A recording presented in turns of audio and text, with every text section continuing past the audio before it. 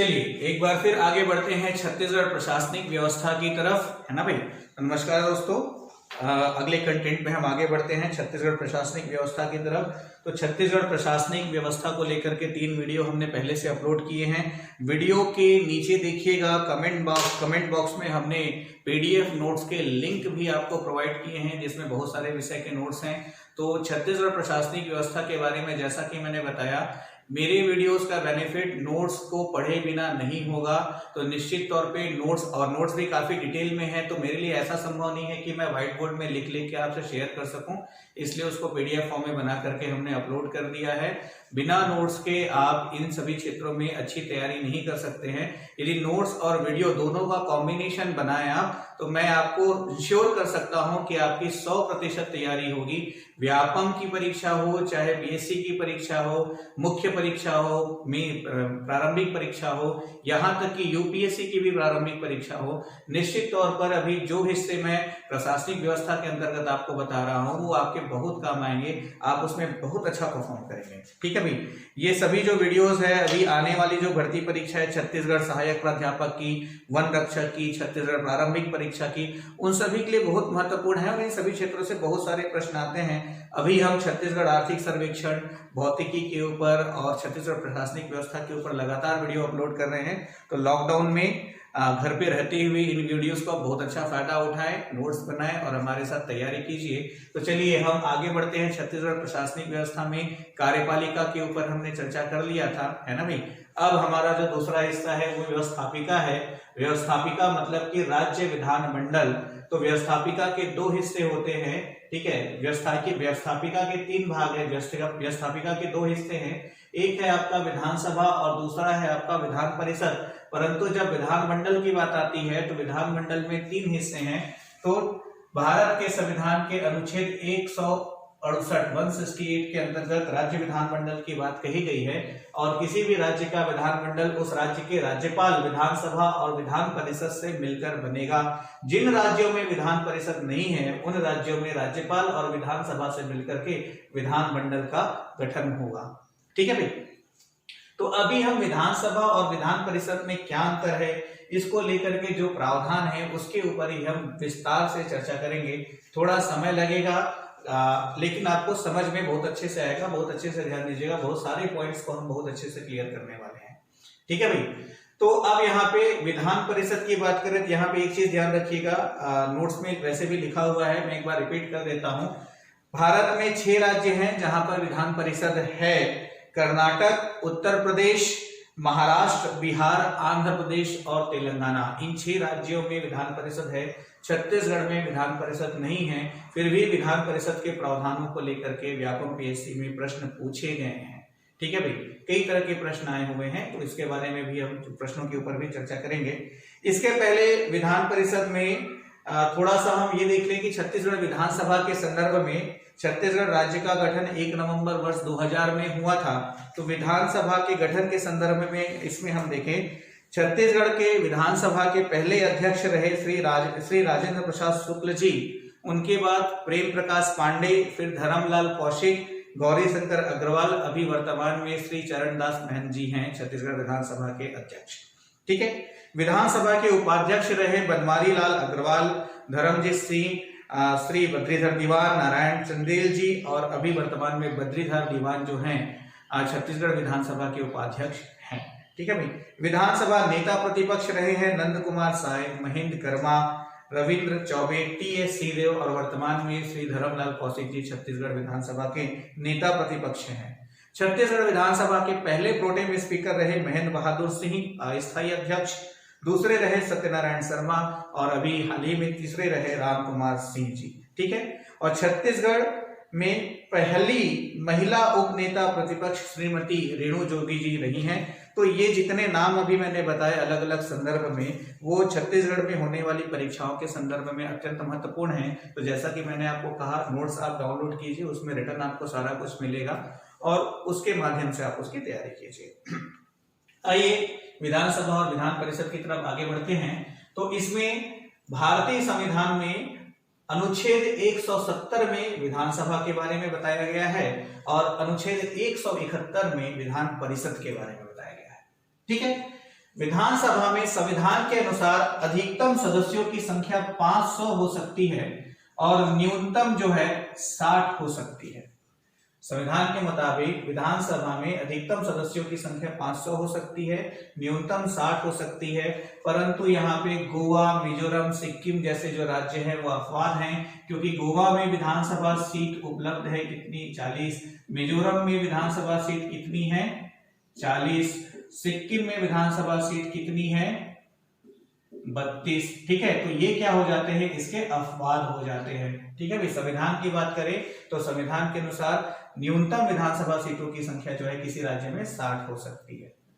इसी तरह से विधान परिषद की बात करें तो विधान परिषद के बारे में संविधान में यह बताया गया है कि विधानसभा में जितने सदस्य होंगे, विधानसभा में जितने सदस्य होंगे उसके 1/3 सदस्यों को, मतलब उसके 1/3 सदस्य संख्या से विधान परिषद का गठन होगा।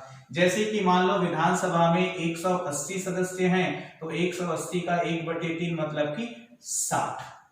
अरे बात समझ में। विधान परिषद में अधिकतम कितने सदस्य हो सकते हैं, यहाँ पर 60 सदस्य हो सकते हैं। साथ ही यह भी कहा गया है कि विधान परिषद में न्यूनतम सदस्यों की संख्या जो है 40 हो सकती है, 40 से कम विधानसभा सदस्य नहीं हो, विधान परिषद सदस्य नहीं हो सकते। तो विधान परिषद में न्यूनतम सदस्यों की संख्या 40 हो सकती है, इस पर भी ध्यान देंगे। ठीक है भाई, निर्वाचन की बात करें तो विधानसभा के सदस्यों का निर्वाचन प्रत्यक्ष जनता द्वारा होता है। किसके द्वारा होता है, प्रत्यक्ष जनता द्वारा होता है, जिसके लिए भारत सरकार का जो निर्वाचन आयोग है उसके माध्यम से निर्वाचन कराया जाता है। हम डायरेक्ट भाग लेते हैं और अपने क्षेत्र के विधायक को चुनते हैं। ठीक है भाई, छत्तीसगढ़ में विधानसभा सीटों की संख्या 90 है और +1, मतलब कि भारतीय संविधान के अनुसार यदि किसी राज्य में एंग्लो इंडियन समुदाय का कोई भी व्यक्ति विधायक बनकर के जनता द्वारा नहीं चुना जाता तो उस स्थिति में राज्यपाल जो है अनुच्छेद 333 के अनुसार एंग्लो इंडियन समुदाय के एक सदस्य को विधानसभा सदस्य के रूप में मनोनीत करता है। ठीक है, ध्यान दीजिएगा, यह मनोनीत सदस्य जो है राष्ट्रपति के निर्वाचन में नहीं भाग लेता। आइए विधान परिषद के बारे में देखें तो विधान परिषद के सभी सदस्यों का निर्वाचन जो है अप्रत्यक्ष निर्वाचन होता है। तो विधान परिषद में जैसे कुल सदस्य हैं 60, तो 60 का 5/6 हो जाता है 50 और 1/6 हो जाता है 10। ठीक है भाई, उदाहरण के लिए ले रहे हैं तो अप्रत्यक्ष निर्वाचन होता है, तो अप्रत्यक्ष निर्वाचन के माध्यम से चुने जाएंगे 5/6 सदस्य, मतलब कि 60 में से 50, और जबकि 10 सदस्य मतलब कि 1/6 राज्यपाल द्वारा मनोनीत होते हैं, जो कि विभिन्न क्षेत्र विज्ञान, समाज सेवा, सहकारिता आंदोलन वगैरह से संबंधित होते हैं। ठीक है भाई, अब यहाँ पर व्यापक में एक बार प्रश्न पूछा गया था, उदाहरण के तौर पे प्रश्न का एग्जैक्टली नंबर तो अभी हमको याद नहीं है, पर प्रश्न में ऐसा था कि मान लो किसी विधानसभा में 3/20 सदस्य हैं। ठीक है भाई, 360 सदस्य हैं, ऐसा कुछ था। तो राज्यपाल द्वारा उसके कितने सदस्यों को मनोनीत किया जाएगा, तो क्या करेंगे, इसका 1/6 निकालना होता है। ठीक है भाई, तो ये आपका कितना हो जाएगा, 6 छक्का 36 मतलब कि 60। तो ये जो है उस प्रश्न का उत्तर क्या था, 60 उस प्रश्न का उत्तर था। तो इस तरह से प्रश्न आया हुआ है परीक्षा में। ठीक है, अब बाकी ये जो 1/3 मतलब ये जो 5/6 है उसको 1/3, 1/3, 1/12 और 1/12 में हम 4 भागों में बांटते हैं। तो 1/3 सदस्य चुने जाते हैं जो नगरीय निकाय है, उन परिषदों के द्वारा 1/3 सदस्य चुने जाते हैं। नगरीय निकाय में 3 परिषद हैं आपके, नगर पंचायत, नगर पालिका और नगर निगम, उनके सदस्यों द्वारा 1/3 सदस्य निर्वाचित किए जाते हैं। जबकि अगले 1/3 सदस्य जो हैं राज्य विधानसभा के सदस्यों द्वारा निर्वाचित होते हैं अप्रत्यक्ष। 1/12 सदस्य जो है उस राज्य के स्नातक व्यक्तियों द्वारा चुने जाते हैं अप्रत्यक्ष निर्वाचन द्वारा, और 1/12 सदस्य जो है माध्यमिक शिक्षा संस्थानों में जो सेवारत व्यक्ति हैं, सेवारत शासकीय सेवक हैं, उनके माध्यम से चुने जाते हैं। तो इस तरह से 1/3, 1/3, 1/12, 1/12 और 1/6 ये टोटल विधान परिषद के सदस्यों का अप्रत्यक्ष निर्वाचन इस तरह से होता है। तो ये निर्वाचन की बात थी। कार्यकाल की हम बात करें तो विधानसभा का कार्यकाल 5 वर्ष का होता है। विधानसभा का कार्यकाल 5 वर्ष का होता है, परंतु विधानसभा के सदस्यों का कार्यकाल नहीं होता है। ठीक है भाई। तो ये कब तक कार्य, तो विधानसभा के सदस्य कब तक विधायक बने रहते हैं? जब तक विधानसभा का अस्तित्व होता है। जब तक विधानसभा का विघटन नहीं हुआ है तब तक वो बतौर विधायक कार्य करते हैं। तो विधानसभा का कार्यकाल 5 वर्ष का होता है, जबकि उनके सदस्यों का कार्यकाल नहीं होता है। और वैसे ही विधान परिषद का कार्यकाल नहीं होता है, यह स्थायी सदन है, ठीक है, जबकि इसके सदस्यों का कार्यकाल होता है 6 वर्ष और प्रत्येक 2 वर्ष में 1/3 सदस्य जो है सेवानिवृत्त हो जाते हैं। ठीक है भाई। विधान परिषद विधान परिषद स्थायी सदन है, तो इसका कार्यकाल नहीं होता है। विधान परिषद के सदस्यों का कार्यकाल होता है और प्रत्येक 2 वर्ष में 1/3 सदस्य सेवानिवृत्त हो जाते हैं। कितने वर्ष में? प्रत्येक 2 वर्ष में। ये सब महत्वपूर्ण तथ्य होता है। इन सारी चीजों को परीक्षा में स्टेटमेंट के फॉर्म में लिखा होता है और बहुत अच्छे से क्लियर है, तब तो हम उत्तर दे पाते हैं, नहीं तो फिर इतने में ही कंफ्यूज होकर के फंस जाते हैं। शपथ की हम बात करें तो दोनों ही जगह शपथ जो है राज्यपाल या राज्यपाल द्वारा नियुक्त कोई व्यक्ति जो है शपथ दिलाता है सदस्यों को। कोरम की बात करें तो दोनों जगह कोरम है कुल सदस्य संख्या का 1/10, मतलब कि बैठक होने के लिए कुल सदस्य संख्या, मतलब विधानसभा का जो कुल सदस्य संख्या है उसके 1/10 उपस्थित होने चाहिए, या विधान परिषद की जो कुल सदस्य संख्या है उसके 1/10 उपस्थित होने चाहिए। योग्यता, दोनों ही जगह योग्यता में एक बात कॉमन है, भारत का नागरिक हो और लाभ के पद पर ना हो। भारत का नागरिक हो, लाभ के पद पर ना हो। ठीक है। यहाँ पर जो न्यूनतम आयु है योग्यता में वो 25 वर्ष है, यहाँ पर जो आयु है वो 30 वर्ष है। भारत का नागरिक हो, लाभ के पद पर ना हो और विधानसभा के लिए 25 वर्ष की आयु पूर्ण कर चुका हो, विधान परिषद के लिए 30 वर्ष की आयु पूर्ण कर चुका हो। यहाँ पर एक और खास बात है, विधानसभा में ऐसा प्रावधान है कि उस क्षेत्र की मतदाता सूची में उसका नाम हो, उस क्षेत्र की मतदाता सूची में उसका नाम हो, जबकि विधान परिषद के लिए ऐसा कोई प्रावधान नहीं है। ठीक है भाई। तो सदस्यों की योग्यता के बारे में एक बार मैं रिपीट करता हूं, तो विधानसभा में है भारत का नागरिक हो, 25 वर्ष की आयु पूर्ण कर चुका हो, उस क्षेत्र की मतदाता सूची में उसका नाम हो और लाभ के पद पर ना हो। जबकि विधान परिषद की हम बात करें तो 30 वर्ष की आयु पूर्ण कर चुका हो, भारत का नागरिक हो और लाभ के पद पर ना हो। ठीक है भाई। लाभ के पद के बारे में अपने पहले वीडियोस में मैंने पहले ही बताया हुआ है। देखिए, निर्भरता की बात करें तो यहाँ पर ध्यान दीजिएगा, विधान परिषद या विधानसभा के सदस्यों की निर्भरता का निर्धारण कौन करता है? तो राज्यपाल करता है। ध्यान दीजिएगा, राज्य का राज्यपाल विधानसभा सदस्य विधान परिषद के सदस्यों की निर्भरता का निर्धारण करता है। निर्भरता मतलब क्या? जिस आधार पर उनको उसकी सदस्यता से हटाया जा सकता है। योग्यता मतलब क्या? जिसके आधार पर उनको लिया जाता है। ठीक है, प्रारंभिक। तो यहाँ पर राज्यपाल इनकी निर्भरता का निर्धारण करता है, लेकिन किसके परामर्श अनुसार?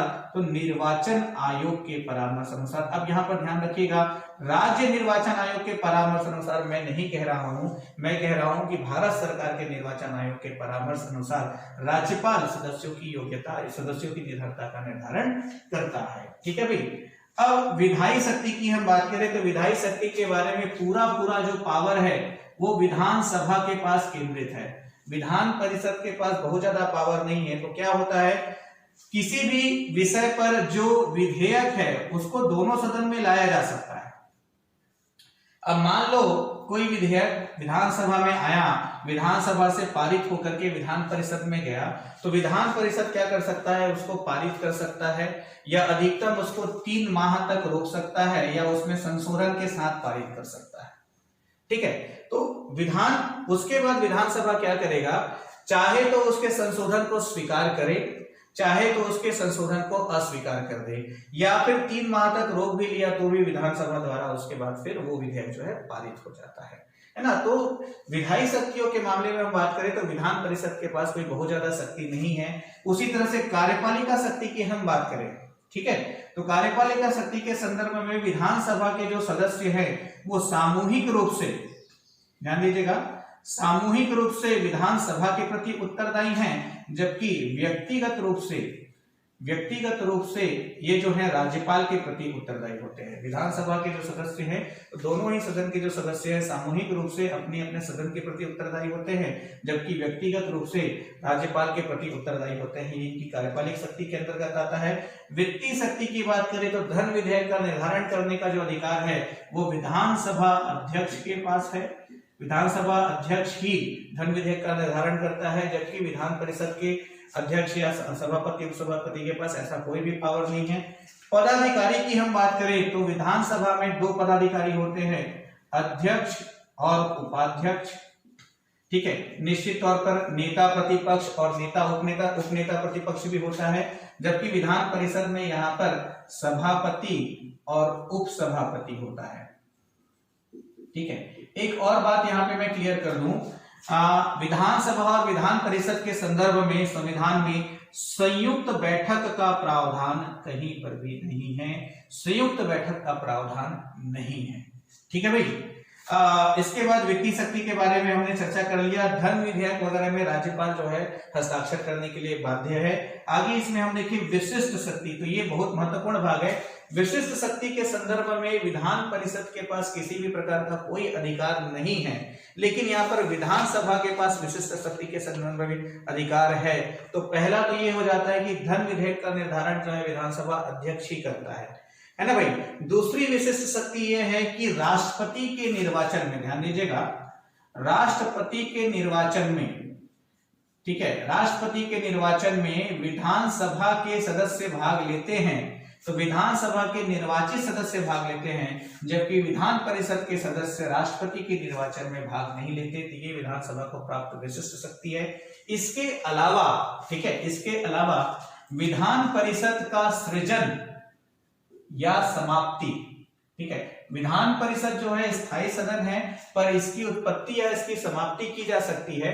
तो इसकी उत्पत्ति या समाप्ति जो है विधानसभा द्वारा पारित बहुमत के आधार पर, ध्यान दीजिएगा, तो विधानसभा का अस्तित्व जो है किसके हाथ में है, सॉरी, विधान परिषद का जो अस्तित्व है वो किसके हाथ में है, विधानसभा के हाथ में है। ठीक है भाई, तो विधानसभा जो है बहुमत द्वारा पारित प्रस्ताव के द्वारा विधान परिषद का सृजन भी कर सकता है और या फिर विधान परिषद की समाप्ति भी कर सकता है। यह निवेदन केंद्र सरकार के पास जाएगा और विधान परिषद का सृजन करने के लिए किसी भी प्रकार के संविधान संशोधन की आवश्यकता नहीं होती।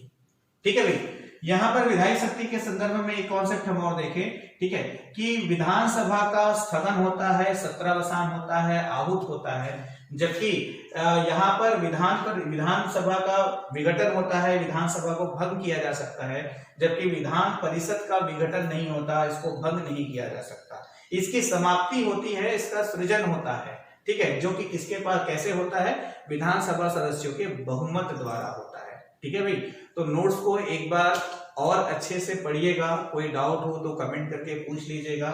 छत्तीसगढ़ राज्य विधानमंडल के संदर्भ में जितनी बातें मैंने अभी आपको बताई है, शेयर की है, ये अपने आप में अत्यंत महत्वपूर्ण है। ठीक है भाई, ध्यान रखिएगा। यूट्यूब पर लगातार बने रहिए हमारे साथ आप, और जो टेलीग्राम में हमारा जो ग्रुप है CGPSC कोच का, उसको जरूर ज्वाइन कीजिए। वहां पे आपको PDF नोट्स के लिंक और करंट के अपडेट्स मिलते रहेंगे। और एक खास बात है कि आप लोग हो सके तो ज्यादा से ज्यादा वीडियोस को शेयर कीजिए, जिससे कि ज्यादा से ज्यादा स्टूडेंट्स को इसका बेनिफिट मिल सके। Thank you.